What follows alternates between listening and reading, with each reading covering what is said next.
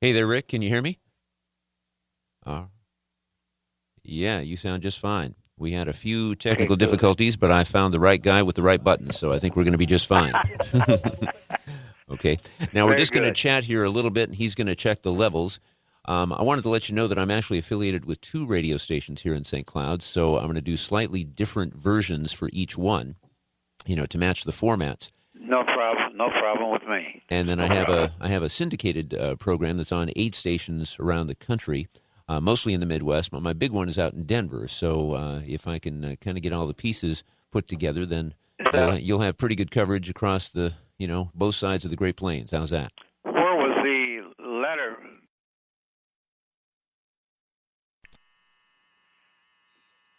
Connected me with you as KVSC. That's the Voice of St. Cloud. That's here up in central Okay, good. Minnesota. But the big station I'm on, a 100,000 watt FM station in Denver, is called the Mountain. Good. Good, good, good. Well, I love to do interviews.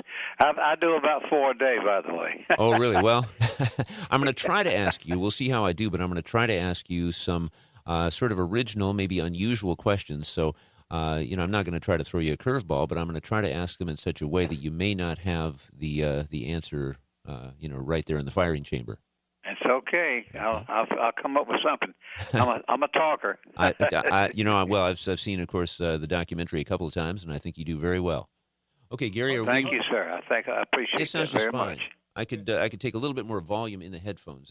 Is that this one right there? Testing 1 2 3 4 1 2 3 4. Now, Gary, this Wha- this one is down and that remains down. Is that right? It's all coming through here. Testing 1 2 3 4 1 2 Okay. 3 4. All right. I think we got it. 1 2 3 4. Are we all set? I think so. Let's go ahead and take a deep breath. Do you have a glass of water or whatever you might need on your side? Yeah, You're yeah. fine again. I just drank a glass of water, so I'm okay. Okay. Then you don't need a bathroom break, do you? No, I don't think so. I went to the bathroom and did all those things. Okay. Well, So now, I'm if I'm as ready as I'll ever be. all right, well, we're going to go ahead and get started then. Now, what I'm going Okay, to do, good. Rick, Thank you, is Al. in the original date that we had for this, I was thinking that we might go ahead and just do it live. But as it is, we're gonna record it. So if you feel that you need to back up and say something over again, that's fine. I'll handle that in the editing studio. Let me just say to you that I'm getting a word here and a word there. Mm. I'm Hold I'm on, not getting a full sentence hold from on, you. Gary. Hold on. Um, how Okay. does it sound now? He's saying that it's that the signal was breaking up a little bit. Are you on a landline, Rick, or a cell phone? I'm on a landline. You're on a I'm on landline. a landline. It's at my Yeah. home. Okay. How's that? That sounds a little bit fuller in my headphones. Yeah, it sounds good. Sounds good. You just broke up. Well, you actually just chopped off a word here and a word there. About one of those things. Okay. Okay. But you're Gary, okay now. You're okay all now, right, Al. we're good. And we're actually rolling, right, Gary? All right. Rick, we're going to go ahead and get started. I'm going to do just sort of a stock introduction. It may or may not be the one that I actually use when I, produce this and make it ready No for problem. air. But here we go. We're taking our deep breath and we're going to get started.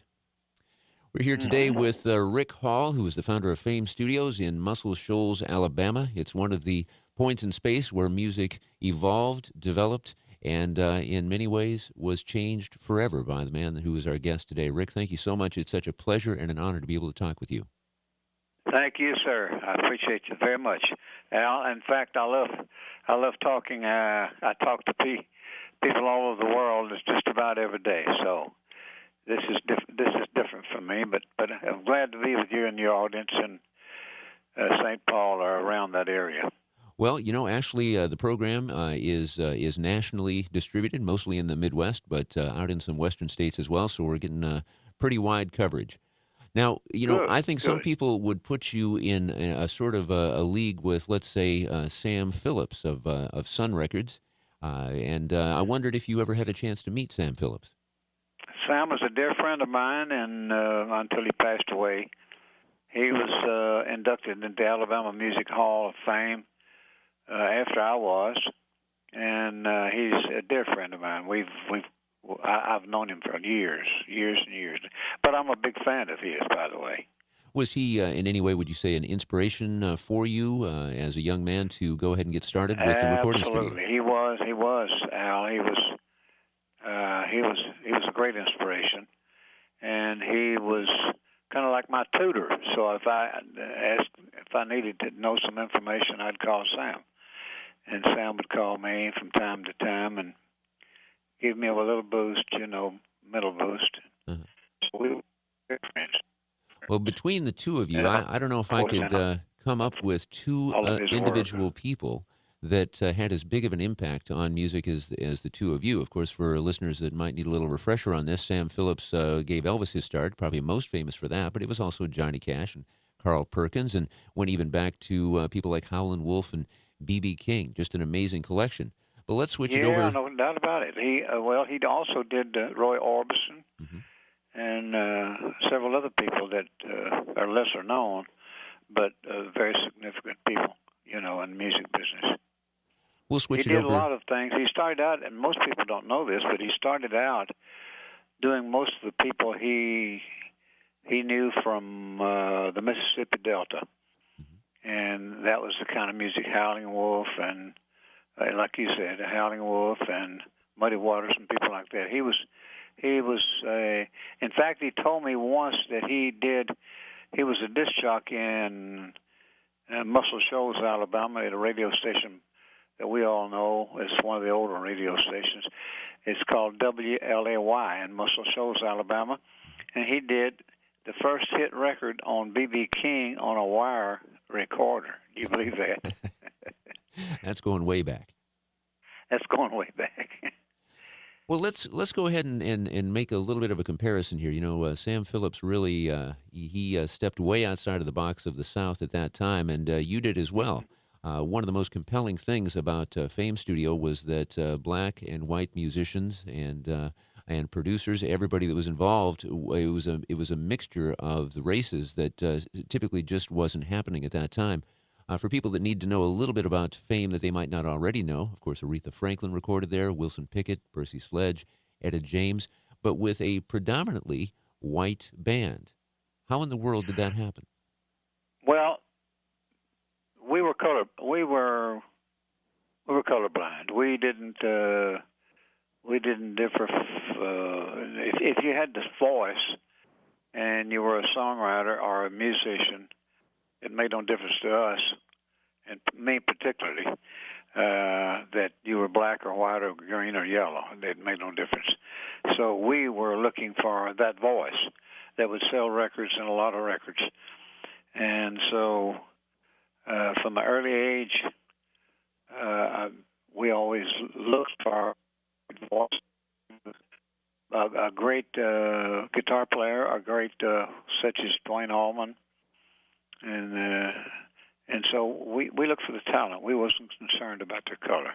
Mm-hmm. In fact, we were recording Wilson Pickett doing Mustang Sally the night in Muscle Shoals. We were recording him at Fame Recording Studios the night that Dr. Martin Luther King was shot in Memphis, Tennessee, which is 150 miles away from us. Wow. And as I'm sure you know, this is actually the anniversary of that date. Absolutely. We were very aware of that, and we were concerned about the black plight. And of course, while we were doing all the recordings and Muscle Shoals of Wilson Pickett, Clarence Carter, Otis Redding, Paul Anka, Mac Davis, Marie Osmond, Tom Jones, Wilson Pickett, Etta James, Dwayne Allman, the Allman Brothers, and the Osmonds, Donnie and all the family, and Bobby Gentry in Alabama.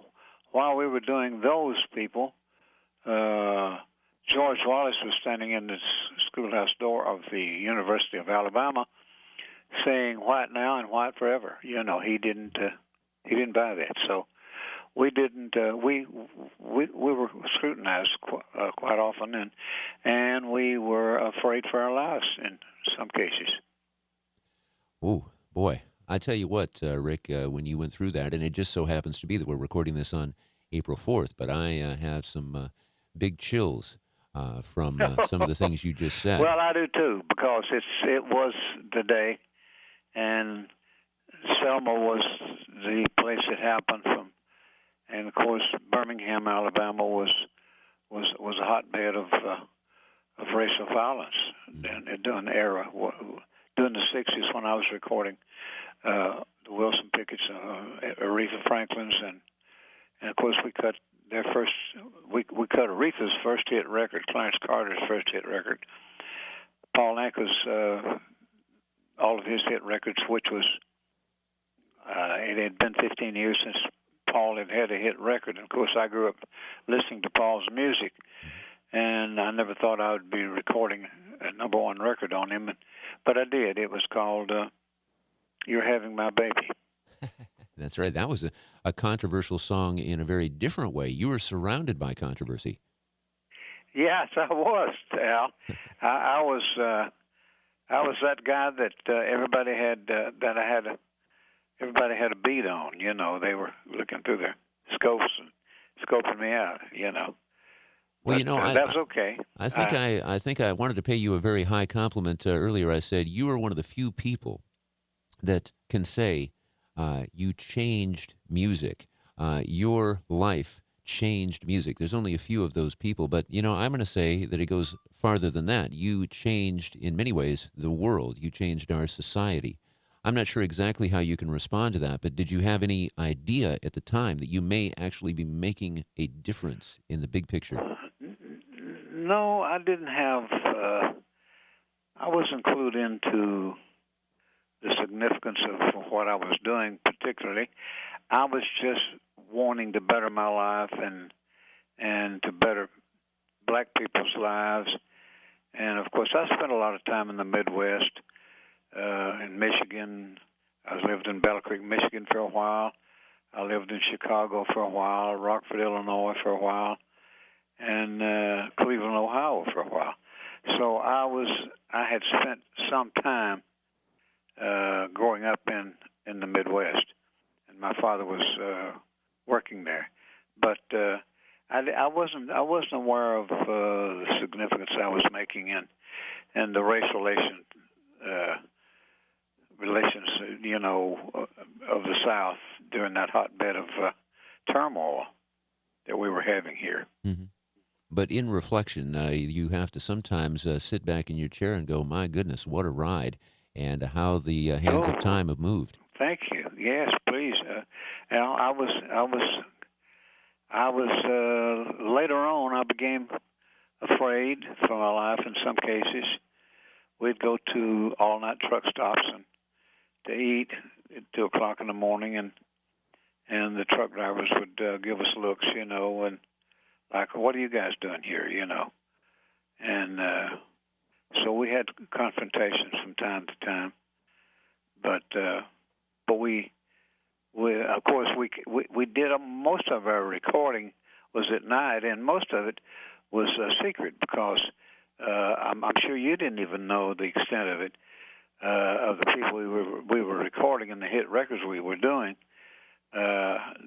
during the time we were doing them. It was long after, and even now, the documentary came out, and it kind of opened people's eyes to the fact that we were more significant in some cases than Stax or Atlantic Records or Chess Records or VJ Records or most of the black labels. And it was because we were doing black music, as you say, with white musicians.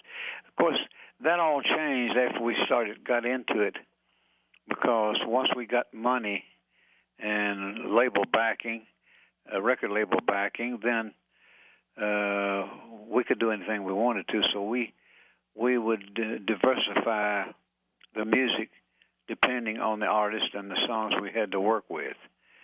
And so we had a great time, and I just came back from and met the governor, the now governor, and all the legislators, and sold about maybe 102 books, and so. The governor said to me, he said, "Well, things have changed, haven't they?" I It certainly have. You know, back in the day when we were recording most of that stuff, it was blacks were black and whites were white. You know. Mm-hmm. Well, let's talk about the book a little bit. The book is titled "The Man Yeah, from Muscle please. Shoals." Now, the documentary, which is simply called Muscle Shoals, is a gem.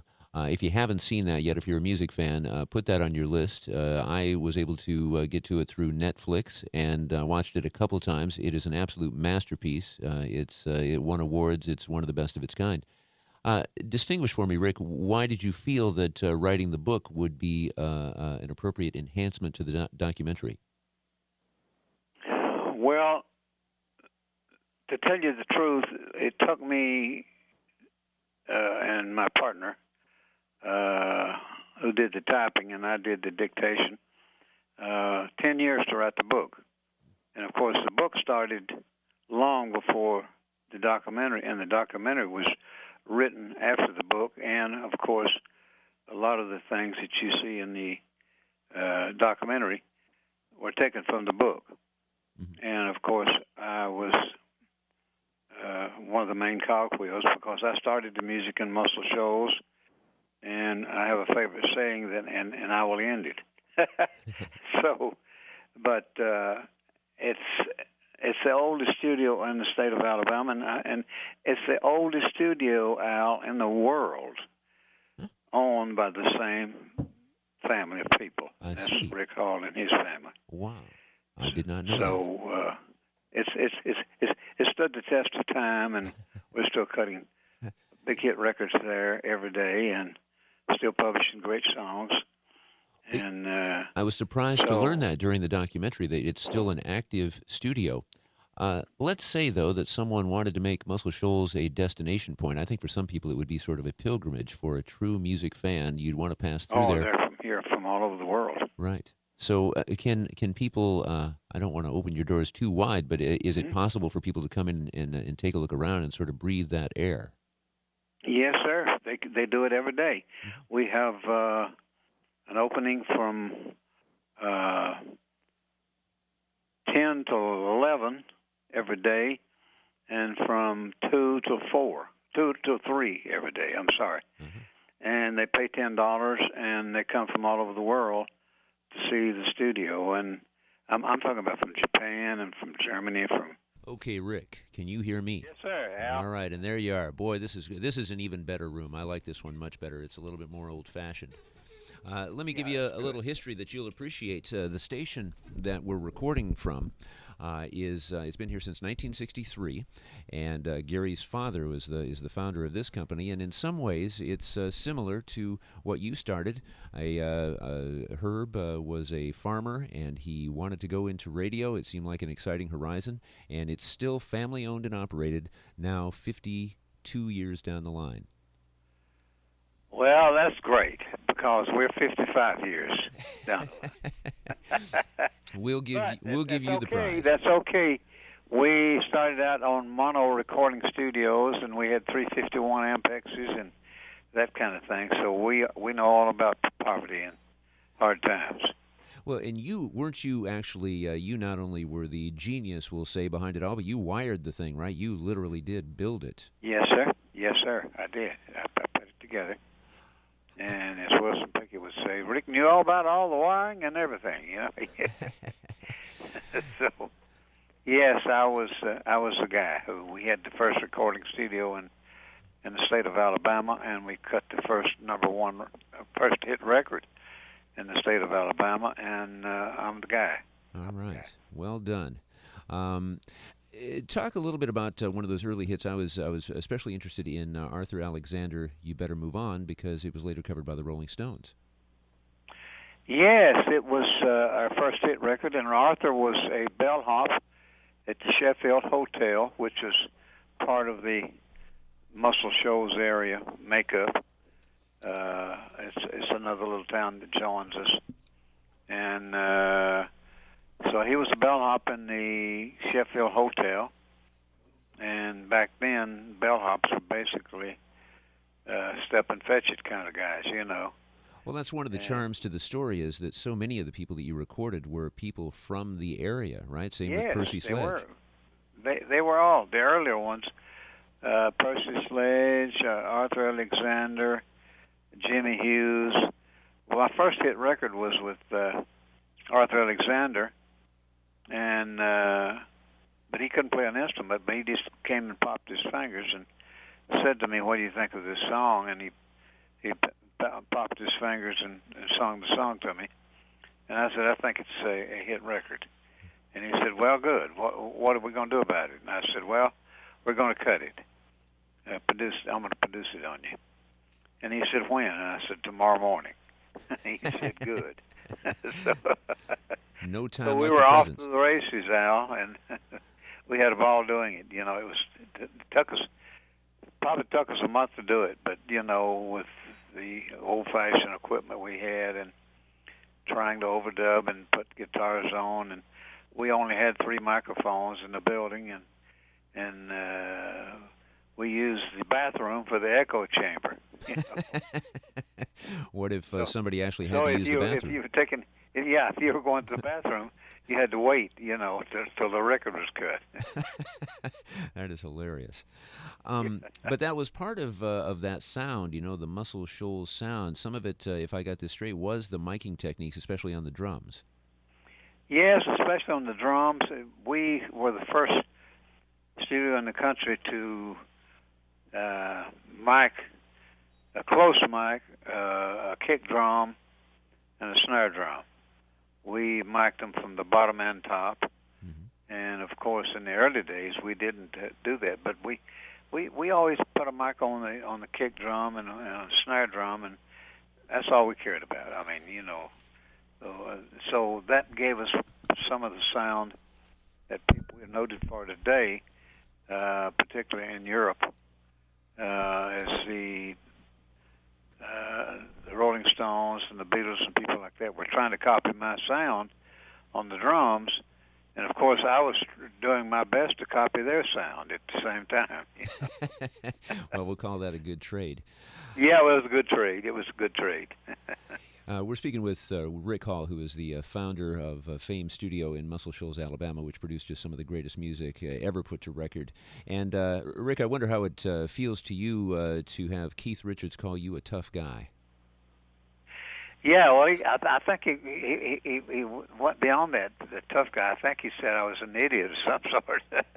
No, but I that's didn't hear true. that part. But I consider that a compliment coming from Keith Richards, mm-hmm. because he was one of my favorite people, and he, of course, was one of the big parts of the Rolling Stones, and carried the load a lot of times. Made the arrangements and searched the places out where they were going to record and all that kind of stuff. And so he was a producer of sorts himself, and of course they covered us on "You Better Move On," and it went number 1, and that's what brought them to Muscle Shoals to record later on. Mm-hmm. And we were talking about some of the ways that you brought different types of people together, black and white specifically we were talking about, but how about guys that even looked like the Rolling Stones or Duane Allman for that matter? There couldn't have been a whole lot of those guys just hanging out on the corner of Muscle Shoals, Alabama at that time. Not in those days, Al. We had, of course, Duane came to town and he told me, he came to see me and he said, "I want to sign a recording contract with you, and I want to do an album." And I said, well, after hearing him sing, I said, "Well, I don't think I can sell records on your voice." But he was a wonderful guitar player, and he played a bottleneck, what he called a bottleneck guitar, which was brought here, and we all learned about the bottleneck from the Mississippi Delta, who invented that sound and used bottleneck guitars and so forth on their record, a lot of their records, the Howlin' Wolves and Muddy Waters and people like that in the early days. So he came here and he camped out on my parking lot in a pup tent. he stretched up his pup tent and he lived there for probably about maybe a month. Really? At least 2 weeks, and want to be like you when I grow up, and I want to be just like you. And I want to sing your kind of songs, and I want you to be happy, and I want you to give me a shot, and I want to record blues music. Mm-hmm. And he said, Rick, and he sang me 2 or 3 songs, and he sung Stormy Monday Blues and a whole lot of shaking going on, and some of the things that were happening at the time. And I said, well, I'm not interested in you as a singer, but if you want to hang around for a while, and we'll get you on some sessions. And of course, later on, we did get him on sessions, and he was crazy about Wilson Pickett and Clarence Carter. And of course, Pickett, when we did Pickett, one of the songs we did was "Hey Jude," which was a cover of the Beatles, mm-hmm. and it was his idea, Dwayne's idea, to cut the song. And I said, "Are you crazy? I mean, we're going to cover the Beatles, the biggest name in the music business, and they're number 2 or 3 now, and they're going to be number 1, and they'll be number 1 for the next 3 or 4 weeks, according to all the trade magazines." And he said, "No, people." I said, "People will think we're idiots." And Wilson and he and I were sitting there together in the recording studio, debating what we were going to record. And he said, "No, they'll think we're geniuses." And I said, "How so?" He said, "Well, Rick, people will say, they covered the Beatles, and they got a big hit record on Wilson Pickett covering the Beatles. And he'll say they're a bunch of geniuses down there in Muscle Shoals." And so he talked us into it, and we did it, and of course that was the song that developed him and his style, and Southern rock music became from that session. Southern rock music became the big thing, I think that's a fair statement. And that song is explosive. Of course, we all love the Beatles version. It's very pretty. But, absolutely. If you want to turbocharge, check out that Wilson Pickett version because of the soul that he puts into the vocals, and then the amazing lead by Duane Allman. My goodness.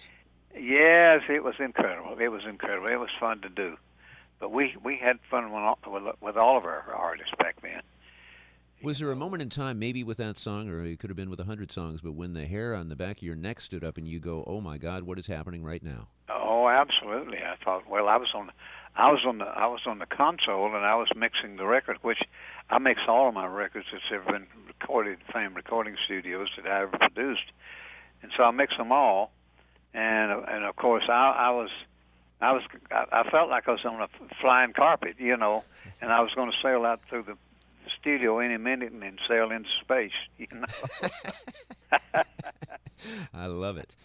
Say, I was wondering while I was watching the documentary, it really stunned me how much great footage you have of the recording sessions, particularly of when Aretha Franklin walked in there, but there was tons of great footage. What were you thinking at the time as far as having cameras there? Well, we always had cameras there because in history, you never know when you're making history, and you never know when you're cutting a hit record until it becomes number 1, and then you think, it's too late now. We blew it. We should have filmed this whole thing. Mm-hmm. So I started filming everything that came down the pike. The Etta James, and of course people started coming here from Europe and England and so forth, and Japan and everywhere, trying to copy our sound, and they filmed. They did a lot of filming there too, and we were able to get them to loan us or buy for a small sum the footage that they'd cut and used on some of their sessions. I see. That were in. We used it in a documentary. And by the way, the documentary was. I'm sure you know this, but the documentary was produced by the Mars Candy Bar people, and the man who did it or helped do it, who put out the money for it, was none other than the chairman of the board of the Mars Candy Bar Company. Well, I think I'm going to go out and buy myself a Snickers. I had no idea. Buy Snickers and some M&Ms while you're at it. Sure, why not? That's my favorite candy bar. And tell and I have to back off every once in a while because I love Snickers bars. and of course I kept telling him that while he was here. Well, I love Snickers bars. Me too. They'll get you through the afternoon. But you're 83 now. Do I have that right? Mm-hmm. Yep. Yeah, and you still got a spring in your step. So whatever you're doing, don't stop. No, I'm eating a lot of candy bars, and I love sweets, and a lot of ice cream. I'm a big ice cream fan. but I work out at the gym, and I do all the things that try to stay young, and vibrant. And me and my wife go up there constantly, and we work out in the gym, and we sing, and we play, and have a big time. Well, that's another dimension to your personality and character. Is not only are you the guy that built the studio and wired it, and you were the mastermind behind the soundboard, getting the sound just right and mixing it all together, but you're also a musician and songwriter. Talk about that part of your life. Thank you. I'll be happy to. I was a musician first, and I was playing music when I was 6 years old. My father was a singing school teacher, an old-fashioned Southern gospel singer that went to all, walked to all. He didn't have a car. We never had a car, so we didn't have money. We were very poverty-stricken, and so we didn't have a car. So he would ride his tractor or walk to an all-day singing and get up and sing one song. And of course, my mother had left when I was small, and left us, me and my dad and my little sister, who was 1 year younger than me. So he taught us to sing gospel songs and sing harmonies with them and so forth, and brought home a little tater-bug mandolin, and I began to play the mandolin, and one of my favorite songs was that had been recorded in that day was Slap Her Down Again, Paul. So I became very big and quite popular in school at performing playing my mandolin and singing "Slap Her Down Again," Paul. It all began there. Yeah, it all began there, and of course, Dad was a musical man. He loved Jimmy Rogers and all the modern day things that were happening back then, of course, and I guess that kind of rubbed off on me. And my mother had left us before and went to work in a red light district. So when you read the book, you'll read all these things, and I want to mention the book again, because if you love the documentary, and I hope you did, then you'll be crazy about the book. And it's called The Man from Muscle Shoals, which is you. Yes, The Man from Muscle Shoals, and you got to pick that up. You can get it at Walmart, and you can get it anywhere, Target, any of those, the big stores.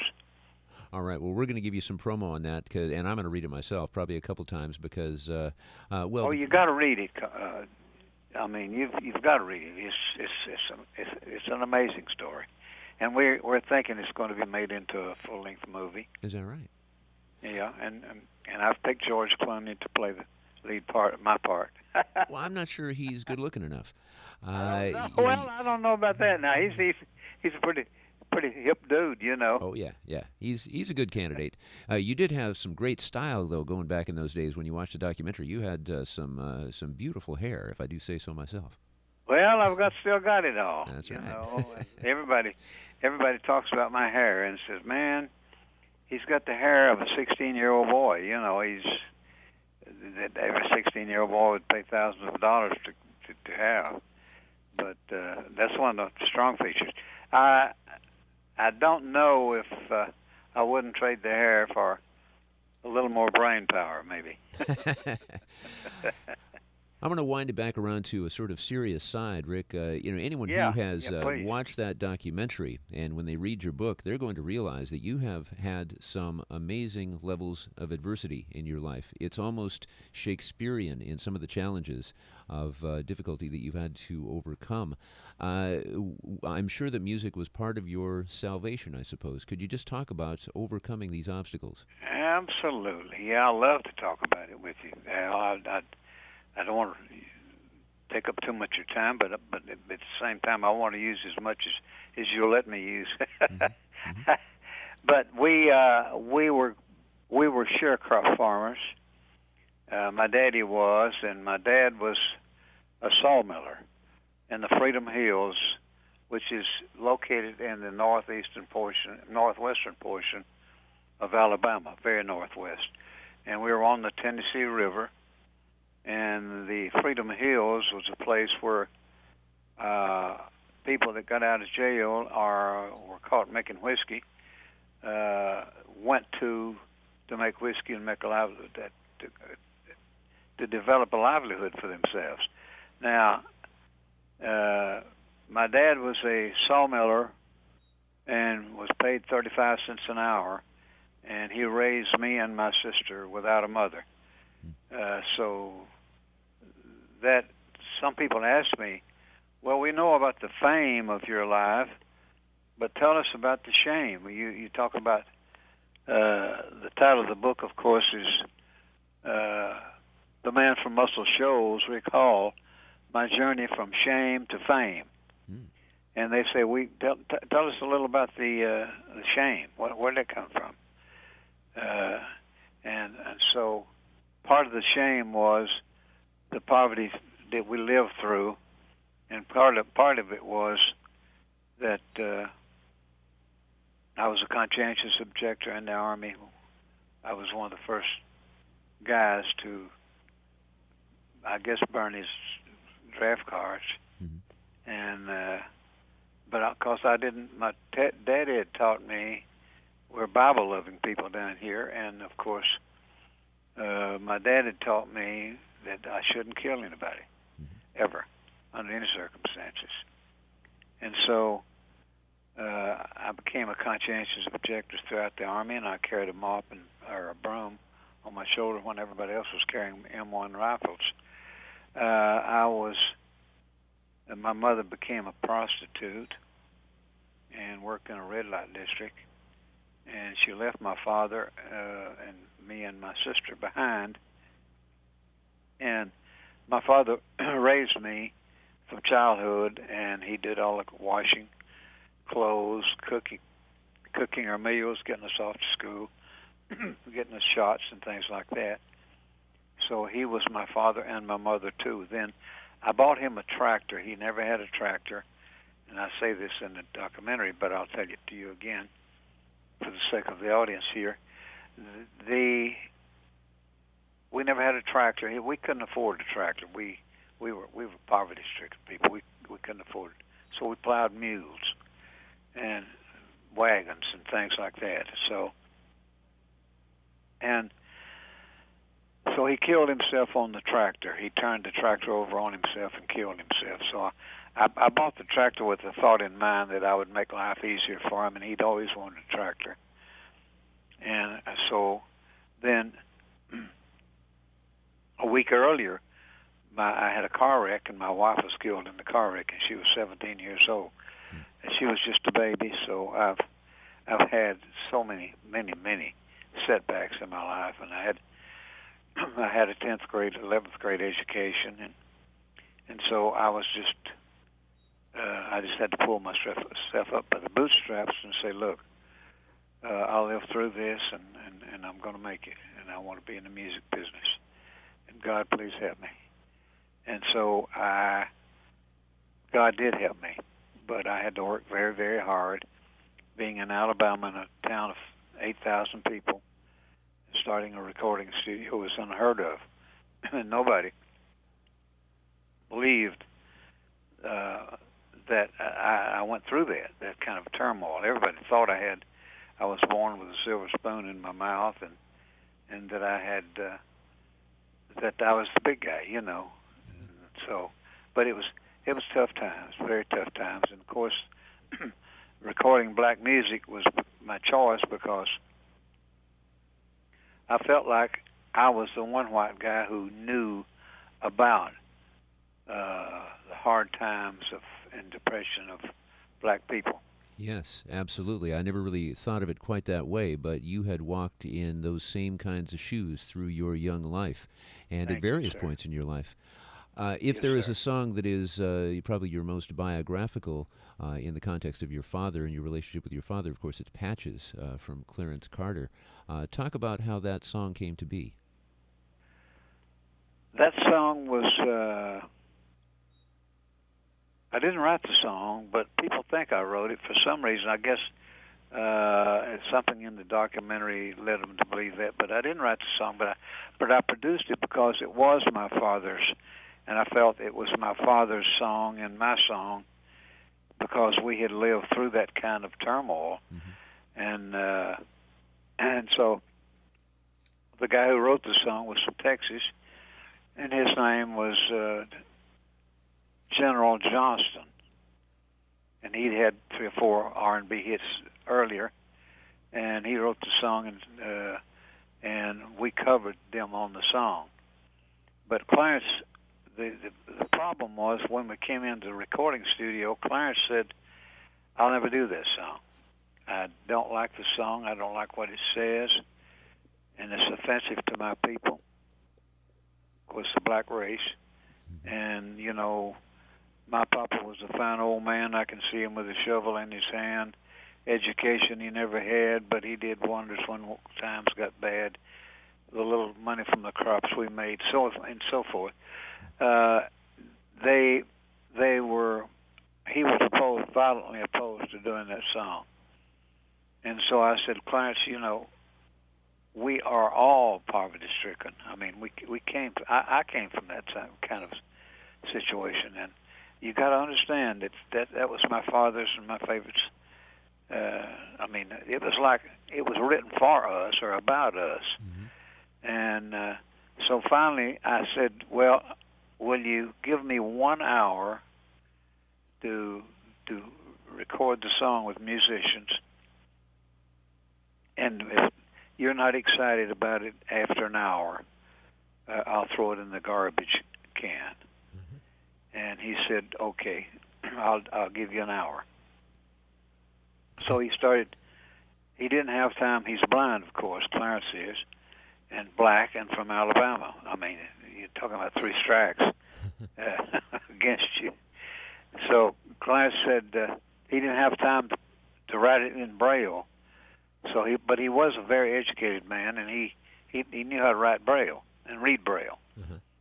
And so he said, I'll have to have somebody just to read the words to me in my ear up close and whisper in my ear the words, and then I'll sing that line while they're whispering the next line into my ear. And so it was amazing how he did it. And if you listen real close to the record, you probably can hear, once in a while, you can hear a guy whispering, my papa was a fine old man, you know, I can see him with a shovel in his hand. Blah, blah, blah, you know, that. So it turned out to be the first #1 record that Atlantic Records ever had, even with all the great records they had, you know, Smoke Gets in Your Eyes, Twilight Time, and all the other things that they did, Stand By Me, Benny King, and so forth. And so it was their first #1 record, and so my stock went up with Atlantic Records considerably after that day. Fascinating, fascinating story. I'm just imagining that in my mind, someone whispering the lyrics into the ear of Clarence Carter, who then translates it into his soulful way of singing that song. I had never imagined that before. Thank you for telling that story. That was just great. Yes, Wow. I'm glad to do it for you. There's one more person in particular I wanted to talk with you about, and that's Etta James. I'm a big Etta James fan. I got to see her a few times toward the end of her life. So am I. I'm a huge Etta James.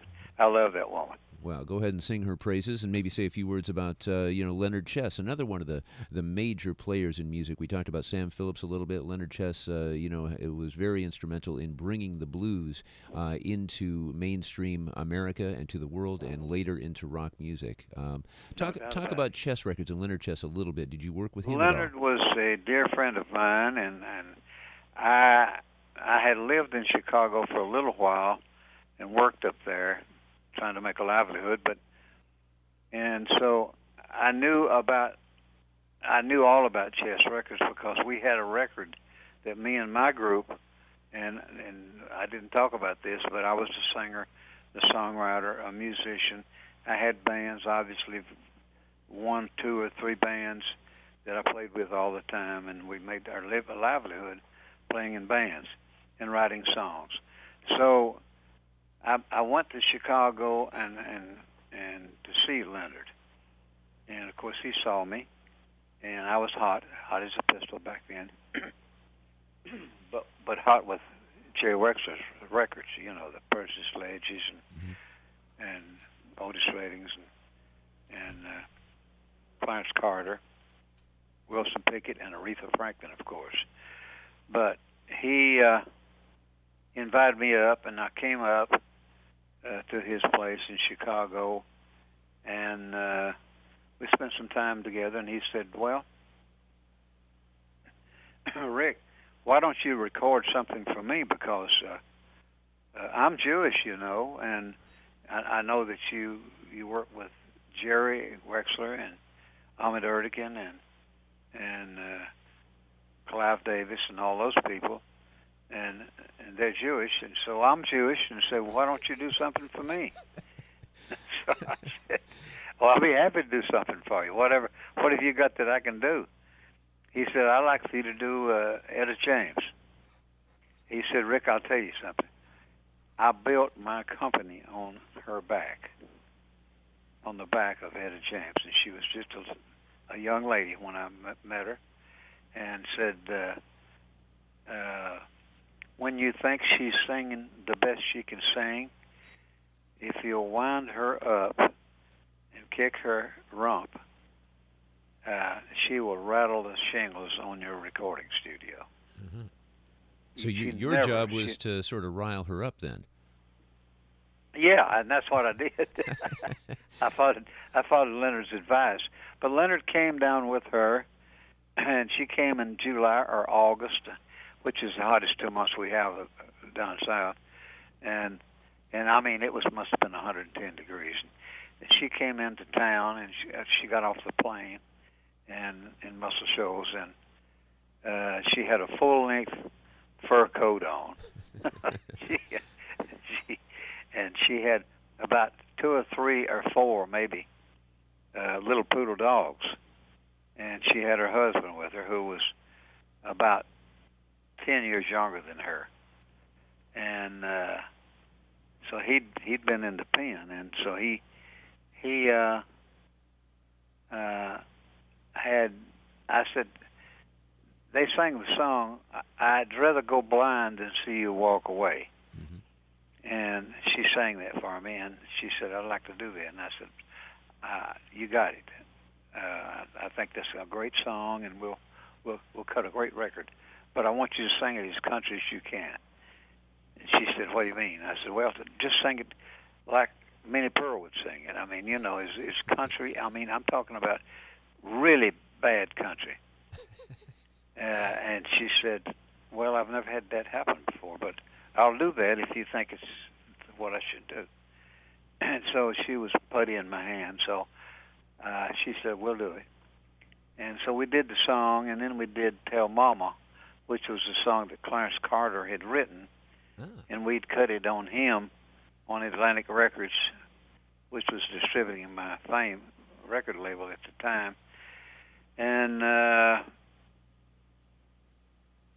but it didn't happen.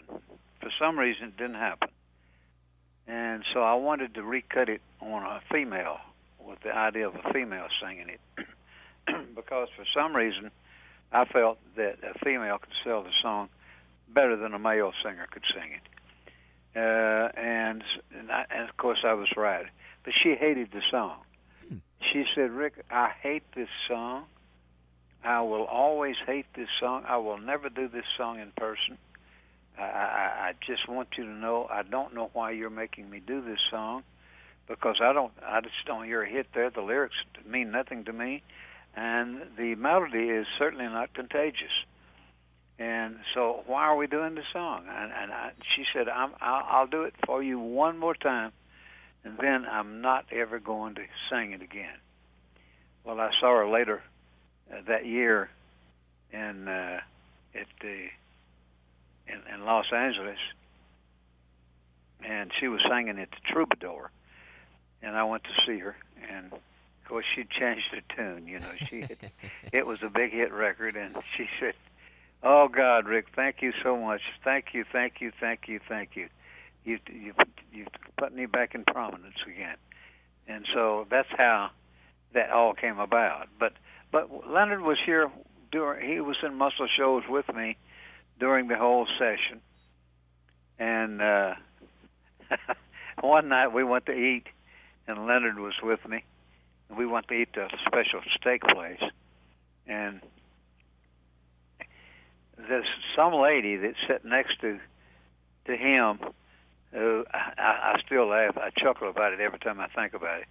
She said, when we got up and started to leave, she said to Leonard, directly to Leonard, she said, "I hope you got your damned ear full, because you sat here and eavesdropped everything we said."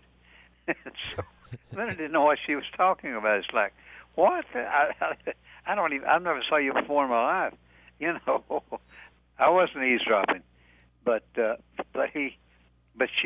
she cursed him and cursed him and cursed him. Just because basically she could tell he wasn't from around there.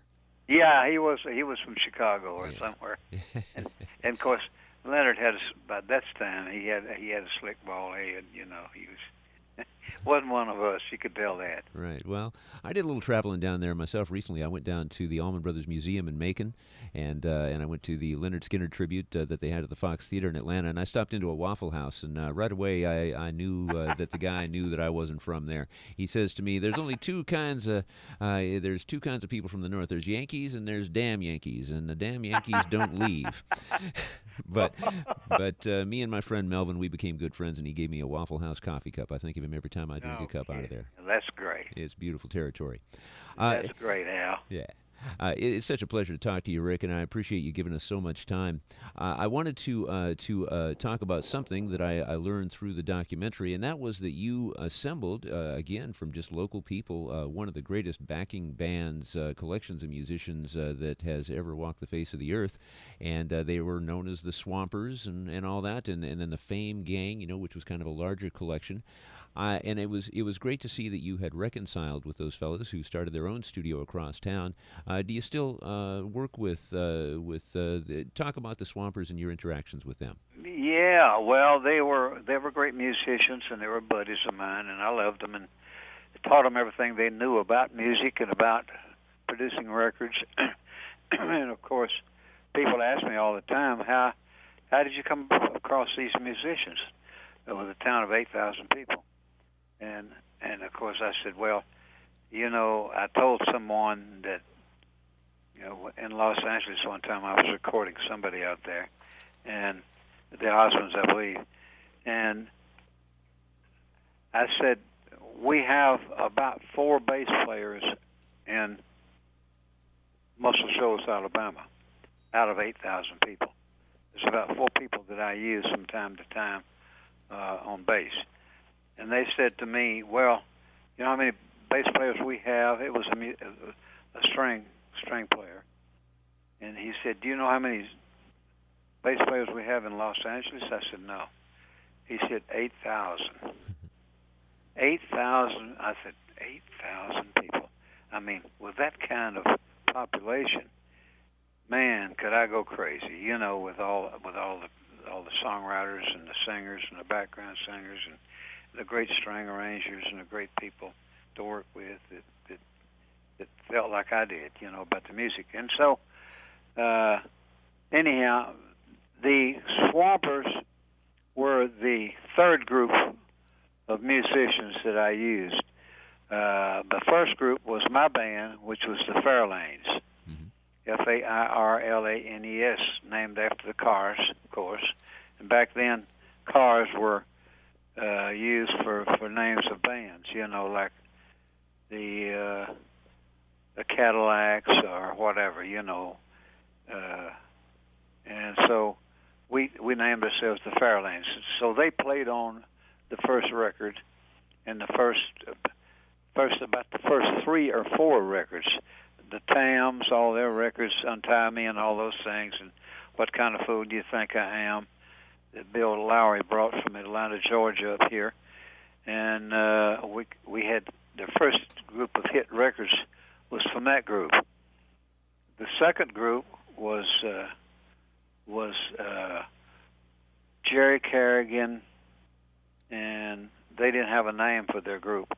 They were just handpicked by me and taught by me of doing demonstration records and demos, we call them. In the music business, we call them demos. So they worked on demos and did things for me, and I put them on a little salary. The third group was the Swampers. And the third group, I put on, I restricted them to playing music for nobody except me. And they were all paid a salary, and they were all required to punch the time clock. They were all required to be on time, and they came in every day and worked 6 hours a day in the studio, and I paid them by the hour. And whether or not we cut a hit record or cut any records, they got paid. So when Jerry Wexler came down, we cut the hit record on Aretha, and we had cut 3 or 4 hits on Wilson Pickett and Clarence Carter and Patches and so forth. He decided that the musicians were the key to cutting hit records. So he took them across town, bought them a studio, and built them a studio, and they owned their own studio. So they went to work, and with my blessings, they went to work across town in Sheffield, and they called their studio the Muscle Shoals Sound. And of course, that irked me real bad, because I thought not only had they left me and broke their contract with me and so forth, but they had went with Jerry Wexler, and Wexler had got mad at me because I was producing records for Capitol Records and CBS Records and Mac Davis and the Osmonds and so forth for MGM Records. And so I felt like he just did it out of vengeance. So he took them away and built a studio for them, and they began to cut records and had quite a bit of success, obviously, and stayed on. But that was still part of the Muscle Shoals music. And so even though I'm the grandfather of it all, it was a split between me and the Swampers, and they went with Jerry Wexler and went across town, and they've been out of business for 20 years now. But you are still in business after, did you say still 56 years, 55 years? That's right. That's right. Well, still here, doing the best I can, trying to get back. I prefer to think of it, and I hope you do, as sort of like a branch off a tree kind of a thing. That wouldn't have happened if what you put together wouldn't have happened. So it's all part of it. It wouldn't have. And so I always reconcile that, they started with me, and how can I stop them from bettering themselves and doing whatever they want to do? And so it's a free country, and so we've made up years ago, and we're all dear friends, and we love each other. And that's all behind us. So we buried the hatchet years ago about all that. But it still became a part of the Muscle Shoals music, and of course the movie shows them and some of the things that they did, and they cut me off in 1972, and that was the year I was the you were producer of the year. The producer of the year for the whole world, according to Billboard and Record World magazine and Cashbox and all that. But so a lot of good things happened to me after that. And once they left me, I still maintained. I did Tom Jones, I did Ray Osmond, I did Mac Davis, did Stop and Smell the Roses, all the big records that maybe Baby Don't Get Hooked on Me with Mac Davis and Bobby Gentry's Fancy, and which was a follow-up to our record on Ode to Billy Joe. Great record. And of course we did One Bad Apple Don't Spoil the Whole Bunch, the Osmonds, and Go Away Little Girl, and all those hits. So how did the Osmonds like Muscle Shoals? How did they get along there? They loved it. They fell in love with Muscle Shoals, and I had a ranch. But this time I had come into significant money, as you might imagine, and so I was becoming a rich man. And of course, Billy Sherrill and I always said, well, when we were playing in the band together, anybody can be a millionaire by the time they're 40 years old, but we want to be a millionaire by the time we're 30. So we, at least, I think we both made it. Well, but, Rick, if there is a theme of all this, you were talking about having 4 bass players to choose from. So you got maybe the best 2 out of those 4, however that worked. But in L.A. they had 8,000. You had 4 to pick from. The whole theme, as I see it, of Muscle Shoals, of Fame Studio, is becoming great. Overcoming obstacles and becoming great. And there's some magic in your story that way. Thank you, sir. I appreciate that. I appreciate you saying that, Al. I've tried hard, and I've had a lot of friends and met a lot of people over the years, made a lot of money, and still at it. We're still at it here in Muscle Shoals, and it's still a wonderful thing for me. And God has blessed me, and blessed me good. And I've gone through a lot of tragedies and things like that, but I think it made me a better man and a tougher man, and able to survive these obstacles that I ran into, and I hope so. But I'm grateful to you for calling me and talking to me about it. Well, it's a great honor for me to spend some time with you, and I hope to make it down there. Maybe I'll be able to shake your hand someday. I hope so. Oh, I love that. Yeah, anytime. If you're ever in Muscle Shoals or down this part of the country, look us up and come by and see us. And the book is called The Man from Muscle Shoals. And I'm wondering, are you going to do, say, a personal tour to promote the book? Are you traveling around as you promote and publicize this? I just came back from a tour, and we're going to be going on a lot of tours. I'm sure I'll be going to Los Angeles and New York City, and all of around, maybe Chicago. I'm not sure of it, but we are traveling a lot, and I'm doing 4 interviews per day on the telephone. Holy cow! Holy cow! And so yours was a favorite of mine, and I want to thank you, sir, for listening to my tale of woe and the whole thing. Well, you're one of the great American stories that I've ever encountered. Rising from a sharecropping background and overcoming some very difficult times in your life to becoming now a person who has traveled the world and changed the world for the better. And I think you said you were with the governor last week. So, God bless you. Yeah, I was with the governor and all the legislatures in the state of Alabama, and of course they bought a lot of my books, and we had a lot of great functions down there, and I met the governor and talked to him and the whole thing. So, but I'm not a politician. I'm a record producer. So. Yeah, that's right. But you couldn't make that stuff up. You couldn't write that book unless the book was true. The story is so extreme. My goodness. There's no possible way that anybody would ever conceive of a book like this, and I'll tell you this: the last thing I'll tell you is that Al, we we started out. The book started out as a diary, a daily diary, and became, in 10 years, became a book.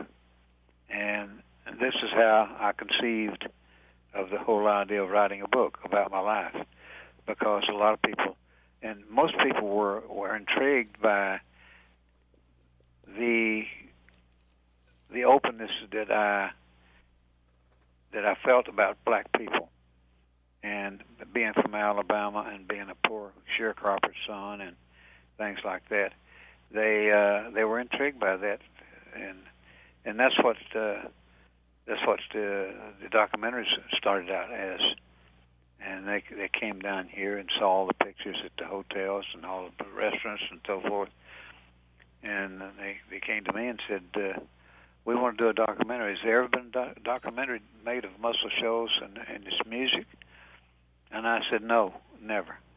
But we've longed for it for 25, 30 years. I've worked for it. And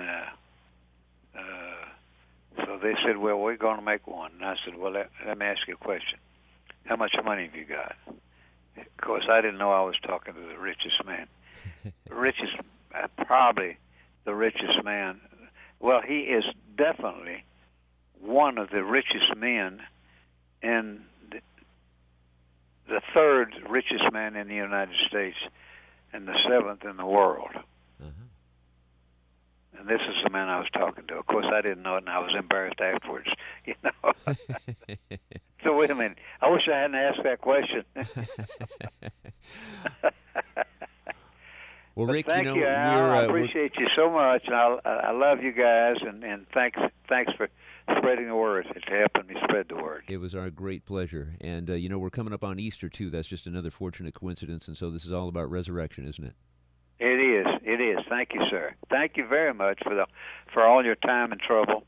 And I'm sorry we had difficulty on the front, but I think it'll probably be worth your while. Oh, absolutely. Yeah, I'll just edit that part out. We'll be fine. And before you go, I want to get your mailing address, because when I put this together, I'd like to send you the CDs. Do you happen to have an address where I can get that to you?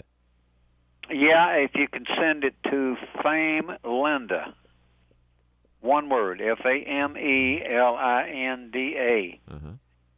The number two, not written to, at gmail.com. Okay, right. And that's your wife, Linda. Yes, my wife, Linda. Right. Yeah, Nice. we're still together. Great. After 53 years, we're still together. Wow. Congratulations. Rick, thank you, sir. Rick, before you go, you. if you could do me a little promo here, I'd just like you to say, hi, this is Rick Hall, founder of Fame Studios in Muscle Shoals, Alabama, and you're getting into the music. Yes, I'll be happy to. Go ahead. Hi there. I'm Rick Hall in Muscle Shoals, Alabama, with Fame Recording Studios, and you're getting into the music. Very good. Now, I'm going to say two more, because I have two stations that have been involved in putting this together. So the same thing, and you're listening to The GOAT. Hi, you're listening to The GOAT, and this is Rick Hall in Muscle Shoals, Alabama, and have a good day. We're going to do one more now for KVSC. That stands for the Voice of St. Cloud. If you can do it, I'd like it to be something like this. Hi, this is Rick Hall. I'm the founder of Fame Studios in Muscle Shoals, Alabama, and you're listening to the Voice of St. Cloud, KVSC. I don't know if I better write that down. Yeah, that's what I do. I'll take a shot at it. Okay. I'll take a shot, but give it to me once more. Hi, this is Rick Hall. I'm the founder of Fame Studios in Muscle Shoals, Alabama, and you're listening to KVSC, the Voice of St. Cloud. KVSC, the Voice of St. Cloud. Right. All right, here we go. Hi, this is Rick Hall in Muscle Shoals, Alabama. God, well, I screwed up. I'm sorry. We got plenty of tape. Don't worry. Yeah, give it to me once more. How you want me to say it? Hi, this is Rick Hall. I'm the founder of Fame Studios in Muscle Shoals, Alabama, and you're listening to KVSC, the Voice of St. Cloud. Hi, this is Rick Hall in Muscle Shoals, Alabama. I'm going to write it down. Let me write it down. Go from, make sure you get Fame Studios in there. Hi, this is Rick Hall, founder of Fame Studios in Muscle Shoals, Alabama, Okay. and you're listening to KVSC, the voice of St. Cloud. Is that KV like Yes, victory? that's right, and that's what it stands for. It stands for Voice of St. Cloud, right? The VSC is Voice of St. Cloud. KVSC? Right, right. Uh-huh. Okay, SC. All right. Try it again, Al. Okay, whenever you're ready. Hi there. This is Rick Hall.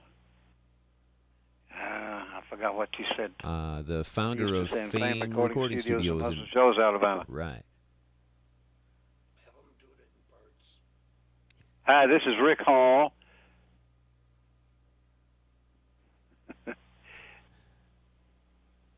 All right, once more. Okay. Hi there. This is Rick Hall, the owner of Fame Recording Studios in Muscle Shoals, Alabama, and you're listening to the voice of KVSC. Let's just do that last part again. You're listening to the Voice of St. Cloud. That's the town that we're in. The Voice of St. Cloud, KVSC. So you can. And you're listening to the voice of St. Cloud. St. Cloud. Uh-huh. And you're listening to the voice. And you're listening to the voice of St. Cloud, KVSC. That's it. That's it. We got it. Okay. Can you piece that together? I can. I promise you I can. Yeah. See, well, you made me feel good there because that's what I do naturally. I can't put a studio together. I can't really sing or play very well. I'm not a mastermind behind the recording console, but I can string a few words together. Well, you're a personality. You're one of those guys, you know. And I've lived with them all my life and love them to death. You know, I love radio. I wish we could go back to radio like it used to be. But, well, you know, me too. Those are bygone days. Me too. But we still do a little of that. A lot of what we do at these two stations is kind of old-fashioned. And like I said, this station where I'm speaking to you from right now, we've been here, or they've been here. The family has been in business for 52 years. I've been here off and on for about 20. No kidding. We're still going. Well, Al, you're still doing it, aren't you? You still got it, huh? I still got it. Still got the fire in your belly. And I think you do too. Yeah, I do. Thank you, sir, and have a good day. Thank you, Rick, and have a happy Easter. Thank you, sir. Bye. Bye-bye.